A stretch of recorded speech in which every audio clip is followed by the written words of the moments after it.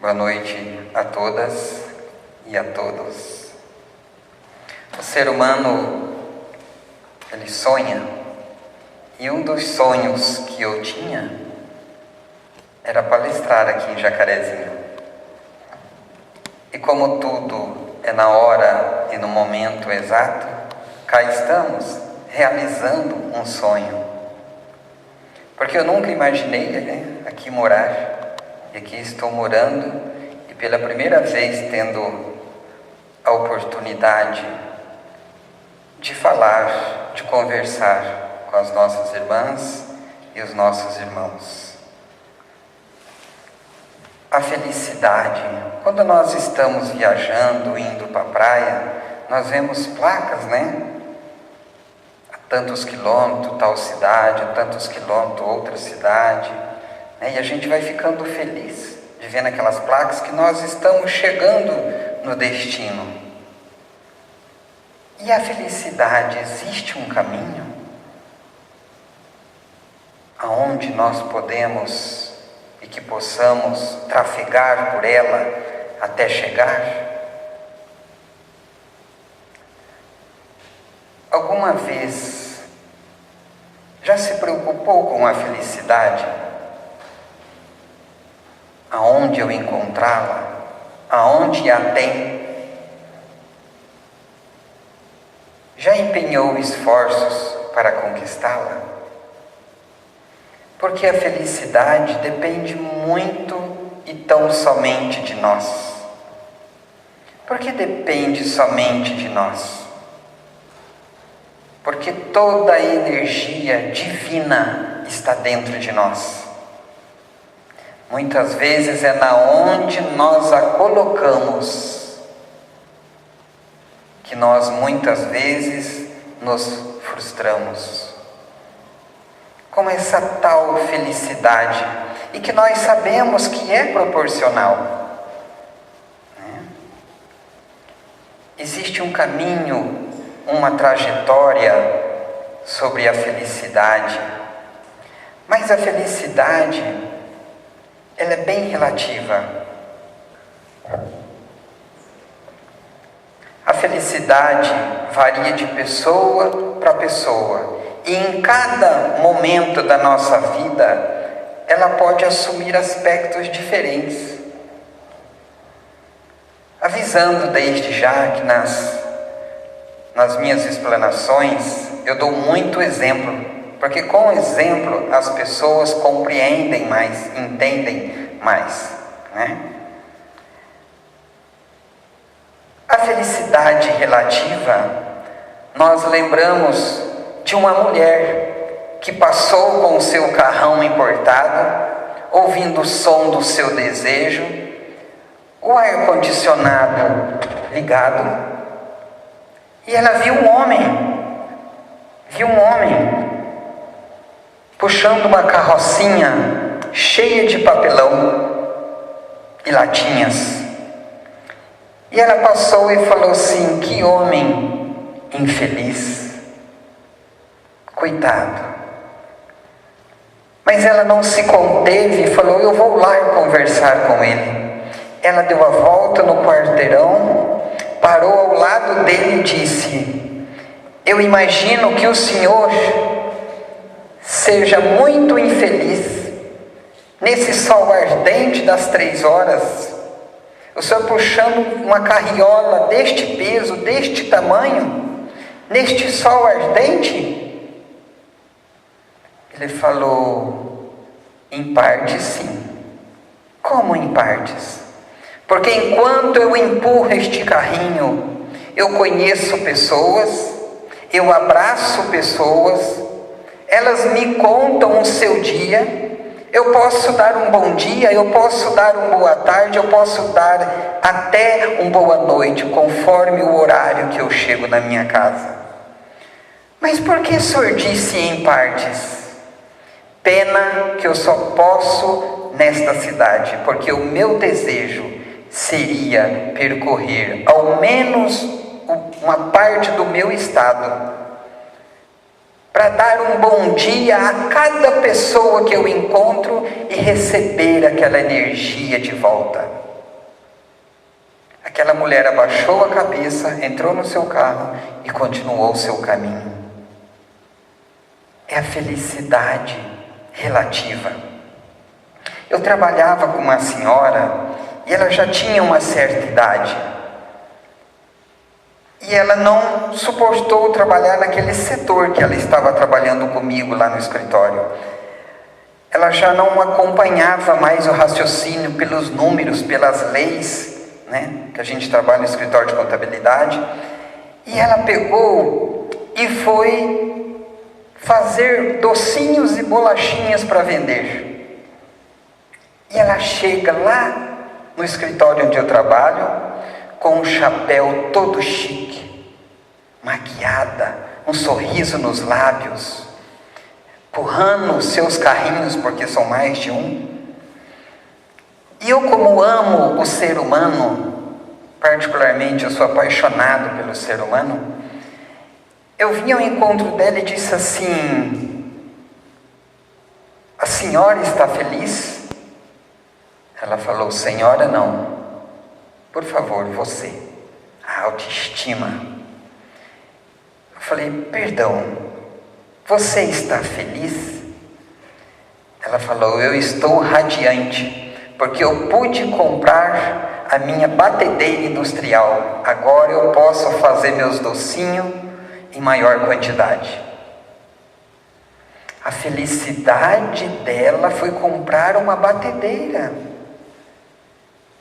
E muitas vezes nós descabelamos querendo algo e que não conseguimos. E nós nos desequilibramos. A felicidade é relativa, é muito relativa. A felicidade de ver uma mãe quando um filho se forma em medicina. Talvez, eu não sei da história do Boberg, mas a felicidade que ele teve quando ele se formou em advocacia, talvez a família dele, aquele orgulho bom, de se formar, ela tem aspectos diferentes de cada ser humano. Por isso, o nosso respeito com a felicidade do outro. O nosso respeito com a felicidade do outro. Nossa, mas o sonho é comprar uma batedeira. Era o sonho dela. E toda sexta-feira ela vai no escritório levar seus docinhos, suspiro, sempre maquiado, com autoestima, o seu chapéu sombreiro chique, e vendendo seus docinhos, feliz. Não é? Aqui nós vemos Allan Kardec. Ele tinha uma certa postura, ele pouco ria, apesar da sua nobre educação, porque assim como Pestalozzi, quando ele ia falar com os alunos, ele se agachava para ficar no mesmo nível que o aluno, para não ser superior. Então nós vemos aqui Kardec muito sério pelo momento, pela época em que ele viveu. Mas as minhas palestras sempre são descontraídas, porque ninguém merece chegar numa palestra e ficar com sono. Aí eu trouxe aqui um Kardec sorridente.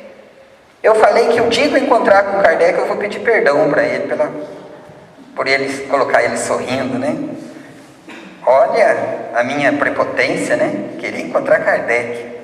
E um dia vamos, porque todos nós estamos predestinados à evolução moral e à evolução espiritual.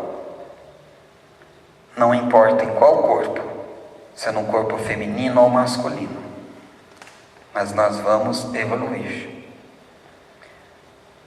Mas o que nos diz a doutrina espírita? O que ela nos fala sobre a felicidade? O que os bons espíritos têm a nos dizer sobre a felicidade? A resposta dos guias espirituais a Allan Kardec, quando ele questionou lá no Livro dos Espíritos, lançado dia 18 de abril de 1857, na Galeria de Orlan, Palais Royal, Paris. Lá na pergunta 920, ele perguntou aos bons espíritos: pode o homem gozar de completa felicidade na Terra? Porque Kardec, cada vez que eu estudo Kardec, eu fico cada vez mais surpreso. Cada vez que eu termino um livro que eu recomeço, eu fico surpreendido das perguntas que ele fazia, porque ele não deu moleza aos bons espíritos, não. Ele pressionava muitas vezes, ele queria saber. E a resposta dos bons espíritos foi: não. Por isto que a vida lhe foi dada como prova ou expiação. Dele, porém, depende a suavização de seus males e o ser tão feliz quanto possível na Terra. A doutrina espírita, ela é maravilhosa. Eu costumo falar que eu sou apaixonado pela doutrina espírita. Eu acho ela fantástica. Primeiro, que eu vim de uma religião evangélica. Eu nasci e me cresci debaixo de um banco de igreja, né, segundo que a minha mãe fala. Só que chegou de uma altura da minha vida que eu não tinha respostas. Eu não achei em nenhuma religião.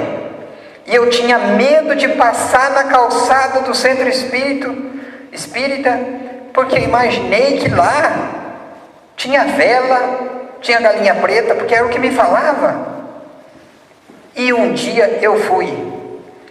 Eu sentei na segunda fileira, lá de trás para frente, e na segunda cadeira. Eu falei: no primeiro fantasma que eu ver, eu saio correndo.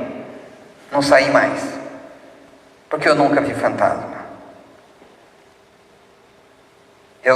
Quando eu adentrei o centro pela primeira vez, eu senti um cheiro que até hoje eu nunca senti. Eu nunca senti um cheiro que até hoje não senti ainda, porque eu creio que não tem. Talvez estava preparado aquele local para mim. E as palestras lá em Santo Antônio era sexta-feira e eu matava a aula. Vocês não contam para ninguém, tá? Eu matava ali e ia. Quando acabava a palestra, eu voltava para a aula de novo, porque eu não queria perder. Até quando eu me formei em técnico contábil, aí eu estava livre para ir. Então aqui vem nos falar que a vida nos foi dada como prova e expiação. Tem gente que fala assim: não vou mais lá no centro espírita, não. Lá só fala em prova, só fala em expiação, só fala em sofrimento. Isso depende. Depende de cada um de nós. De nós depende a suavização. Né? Como eu tenho assistido nas palestras do Boberg, do Zezinho, depende de nós. Porque muita gente fala assim: eu vou orar, vou entregar nas mãos de Deus. E a minha parte, eu estou fazendo, mas Deus não está dentro de mim. Deus não me deu o corpo necessário para a minha evolução. Eu não nasci na família exata que eu tinha que nascer. Porque a reencarnação não erra de endereço. Os nossos filhos não foram erros. Os nossos cônjuges não foram erros. Porque muitas vezes aquele esposo, aquela esposa difícil que está conosco, lá atrás nós fizemos algo que não estava correto. E hoje estamos juntos, caminhando, aparando as arestas, caminhando rumo à evolução moral e à evolução espiritual. Porque é exatamente isso que nós estamos aqui, buscando essa evolução, para um dia retornar para a pátria de amor que nós merecemos. E quando lá estivermos prontos, retornaremos de novo Nossa existência era um eterno ir e vir, até nós chegarmos a nível de pessoas perfeitas, que segundo a Bíblia relata, aonde não haverá mais pranto e nem ranger de dentes, somente o amor. Mas segundo o que me consta, os bons espíritos não estão nesse lugar tão delicioso. Por quê? Estão todos trabalhando, porque ainda nós necessitamos, nós ainda damos muito trabalho para os nossos anjos da guarda, pela nossa teimosia, né? pelas nossas paixões, né? As nossas escolhas fazem com que nós estamos aqui. As nossas escolhas, as nossas opções. Joana de Ângeles nos diz assim, que aquele que está sofrendo já está subindo a Deus. Aquele que ainda está gozando desta vida, ainda está distanciando de Deus. Porque nós temos que parar as arestas que nós trouxemos de outrora. E na pergunta 921 ele perguntou: concebe-se que o homem será feliz na terra quando a humanidade estiver transformada, mas enquanto isto se não verifica, porém conseguir uma felicidade relativa? O homem é quase sempre o obreiro da sua própria infelicidade. Praticando a lei de Deus, a muitos males poupará e proporcionará a si mesmo felicidade tão grande quanto comporte a sua existência grosseira. Por que nós frisamos quando a humanidade estiver transformada?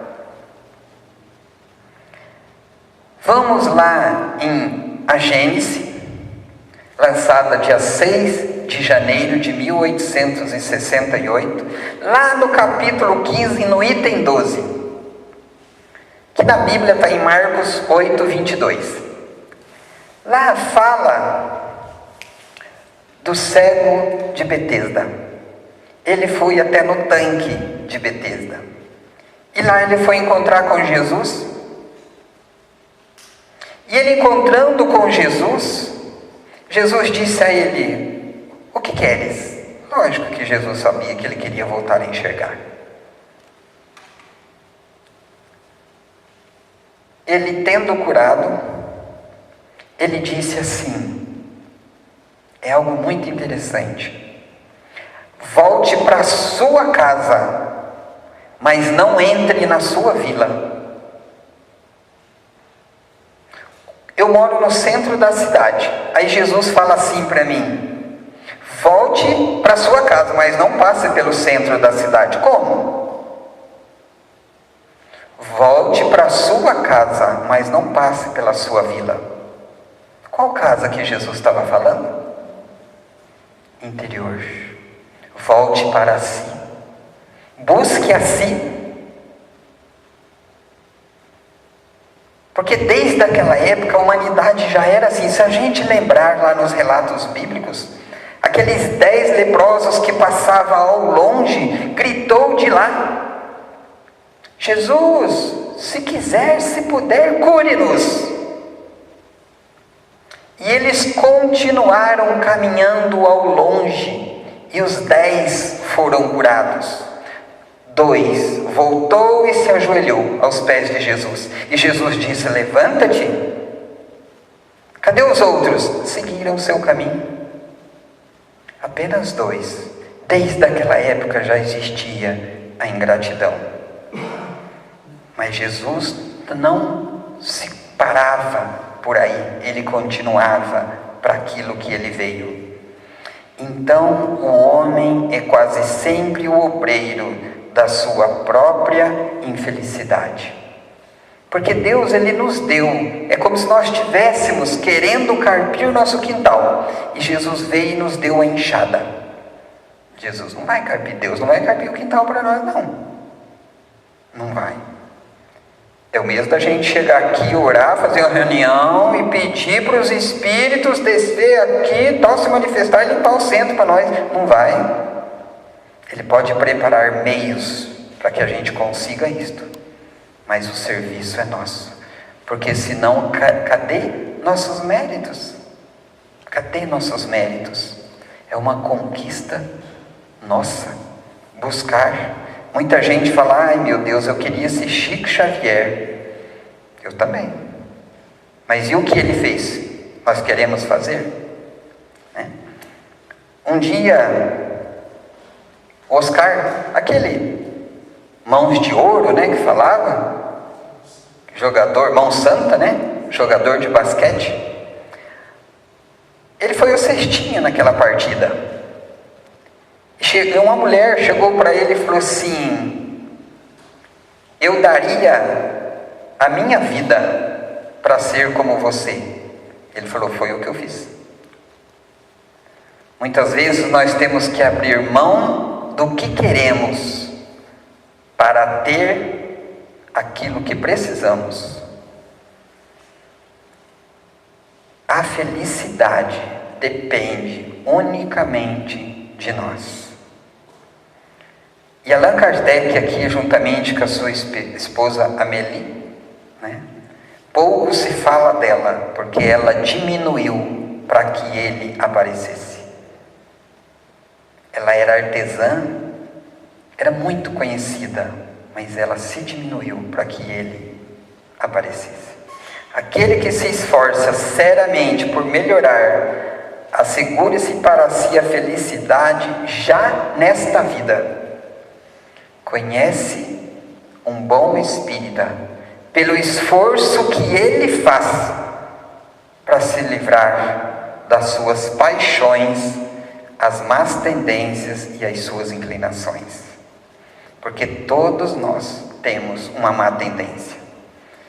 E muitas vezes nós criticamos o outro, né? Você viu o fulano, mas e a nossa? A nossa é diferente da dele. Mas nós temos. E é exatamente isso que nós estamos aqui procurando, esta evolução moral, essa evolução espiritual, para crescermos como espíritos. Porque um dia, como disse ali atrás, né, essa existência grosseira. Eu era evangelizador de jovens e um dia eu falei, vocês já pararam para pensar que nós ainda temos pelo corpo? Que se a gente fazer um esforcinho, nós suamos e fedemos? Essa existência ainda é grosseira. Mas um dia estamos fadados para chegar de um dia não precisar mais desse corpo e evoluir, seguir a sua jornada. Eu conversava com um irmão. Eu frequentei por 12 anos a Federação Espírita do Paraná. A cada 3 meses eu estava lá. E eu conversava com o irmão e ele falava, e ele é muito amigo de Divaldo, Francisco Ferraz, o nome dele. E ele contando, né, das conversas que ele tem com Divaldo, e Divaldo falou que Francisco de Assis está preparando para chegar à Terra. Mas ele viverá menos de 22 anos, porque a existência daqui ainda é grosseira para ele, não suportaria. Então ainda nós estamos aqui, aonde se relata que ainda estamos vivendo como provas e expiações. Estamos passando por uma transição, mas que chegaremos lá. Percebamos que a felicidade possível de ser experimentada na Terra resulta de 3 vertentes que são a forma com que os relacionamos com a posse de bens materiais. Quanto mais nos desgastamos para conquistá-los e mantê-los, mais nos afastamos da vivência e dos valores espirituais.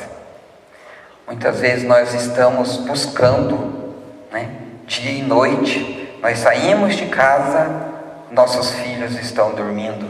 Nós chegamos em casa, nossos filhos já estão dormindo. E nós falamos assim, é para eles mesmo.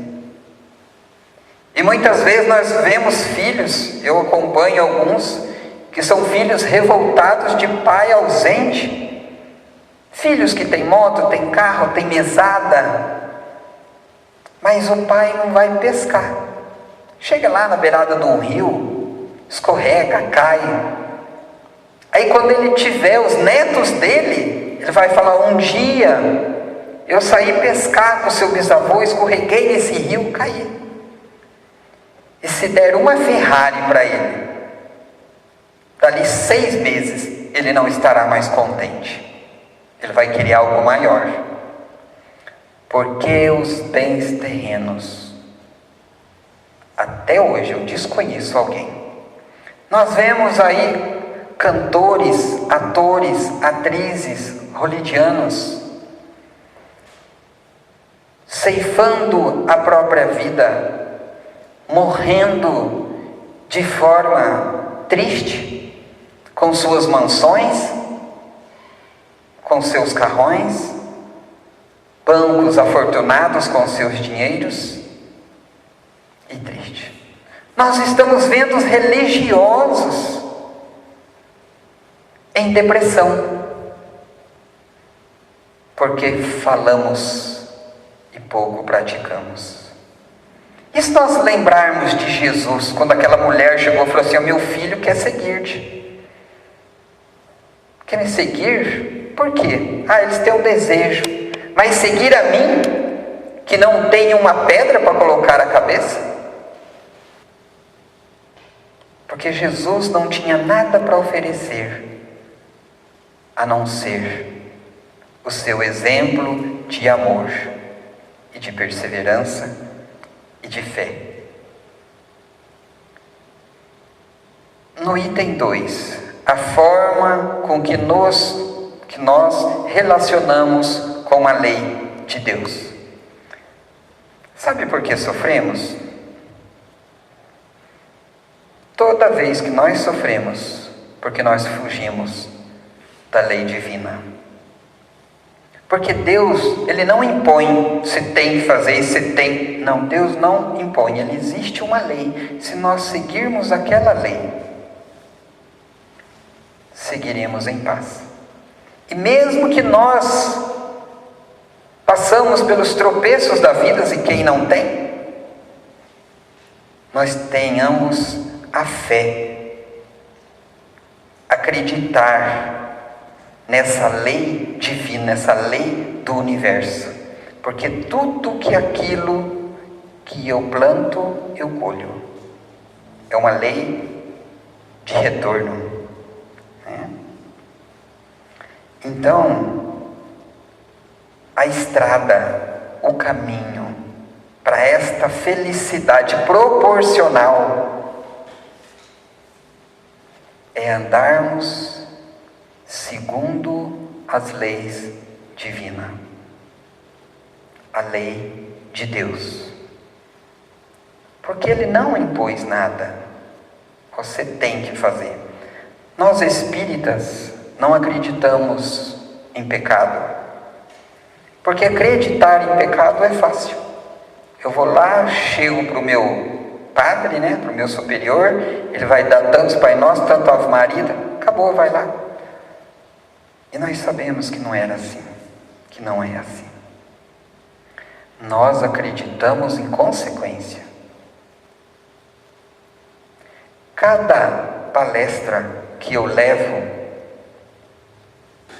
eu tenho a necessidade de deixar uma reflexão, de pelo menos uma pessoa sair daqui refletindo sobre o comportamento. E acredite, a primeira pessoa sou eu. Porque geralmente quando eu monto as palestras, o pessoal já foi dormir, eu fico recluso e aí eu vou desenvolver a palestra.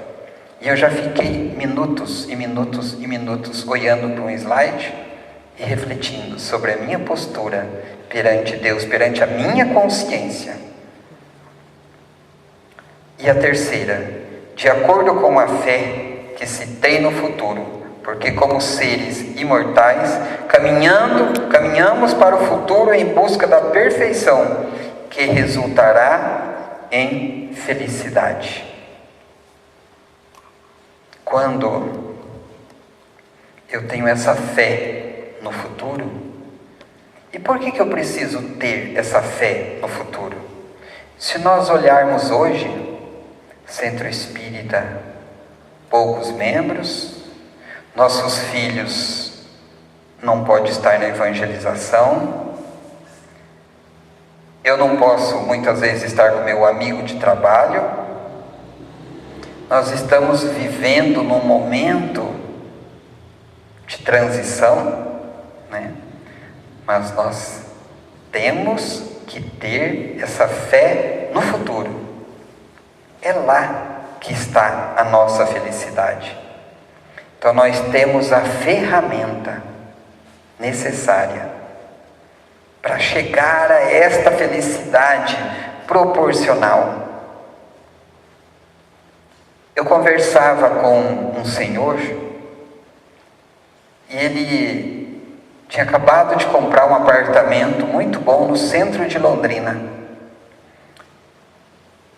E ele me chama de Nilson. Ele falou: Nilson, como que eu posso estar em pleno Natal, reunido com parte da minha família, comendo uma leitoa, e saber que meu filho pode estar deitado na marquise?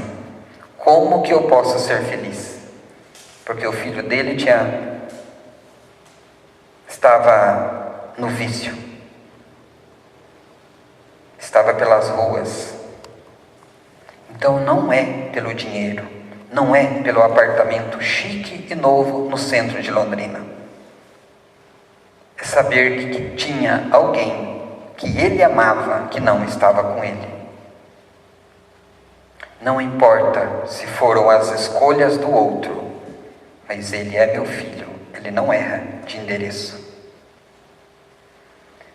Essa felicidade é proporcional, mas um dia alcançaremos essa felicidade plena, e isso só depende de nós. Para finalizarmos nossa conversa desta noite, Vicente de Carvalho, poeta brasileiro, nasceu em 5 de março de 1866 e desencarnou dia 22 de abril de 1924. Ele disse uma frase muito interessante: essa felicidade que supomos, árvore milagrosa que sonhamos, toda arreada de dourados pomos, existe sim, mas nós não a alcançamos, porque está sempre apenas aonde pomos, e nunca a pomos onde nós estamos. Nós colocamos a nossa felicidade num carro chique, nós colocamos a nossa felicidade numa mansão, nós colocamos a nossa felicidade em noitadas, regado a mulheres, a álcool, e quando aquilo acaba, eu volto e deito na minha cama, vazio de mim, porque nós colocamos a felicidade longe de nós. Eu conversava com um amigo e ele tinha comprado uma BMW linda. Aí eu peguei e falei para ele: nossa, BMW, né, delícia, tal, que bom, né, que você comprou. Ele falou assim para mim: Nilson, A minha felicidade nela durou 15 dias. Agora eu descobri que na onde vai esse carro, vai o carro da minha mulher. Ele tinha um carro mais inferior, óbvio que nós não vamos falar o nome. Status. Status nunca deu felicidade para ninguém. Nós víamos Chico, a sua alegria que ele tinha, sempre com um sorriso. E ele falava que toda vez que ele queria ficar triste, num meio depressivo, ele diz que ia para as favelas e ele voltava com vergonha de si, pela tristeza que ele pensou em sentir. E olha como ele viveu. Caminho de solteiro, com tijolos embaixo. Ali tinha seus santinhos. Feliz. Levava palavra de amor a todos. E como nós podemos esquecer de Jerônimo de Mendonça? Fundou centros espíritas. Gravou LPs na época. Fundou lares para crianças carentes.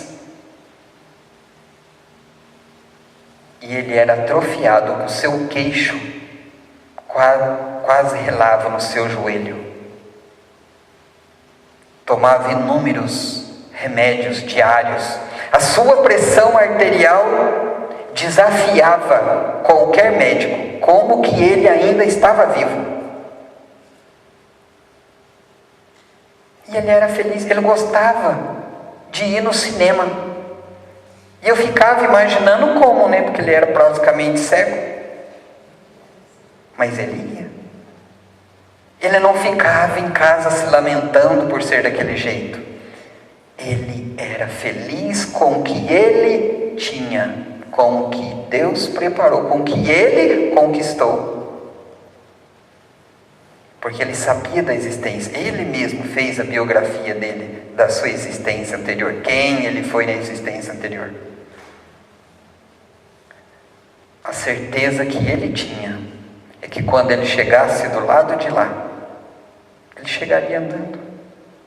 Perfeito, porque ele não estava naquele corpo. A deficiência era do corpo e não do espírito. Nós não alcançamos porque sempre apomos aonde nós não estamos. Que Deus, que Jesus nos abençoe, nos dê uma boa semana de paz, alegria e a felicidade que nós merecemos. Deus abençoe, que assim seja.